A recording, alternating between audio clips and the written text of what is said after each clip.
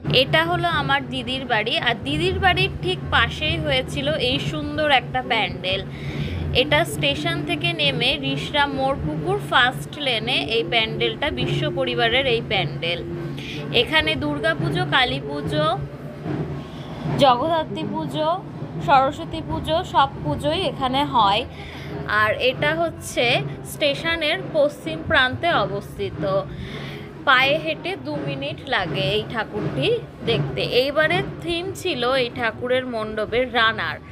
রানার বলতে পিয়নরা যেভাবে আগেকার দিনে চিঠি বিলি করতো, এখন আমরা হচ্ছে স্মার্ট যুগে চলে এসেছি। এখন আমরা স্মার্টফোনের মাধ্যমে কথা আদান প্রদান করি। তারপরে ফোনে নানান ধরনের অ্যাপ এসেছে, সেই অ্যাপের মাধ্যমে আমরা যোগাযোগ স্থাপন করি। এখানকারের মূল বিষয়টাই ছিল হচ্ছে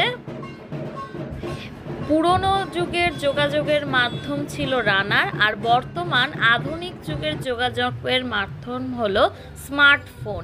আর এই দেখো, এই ঠাকুরের যে প্রতিমাটা ডাকের সাজে সজ্জিত ছিল, খুবই সুন্দর এবং অপূর্ব রূপ ছিল তার। আমি তো পুরো দেখে মুগ্ধ।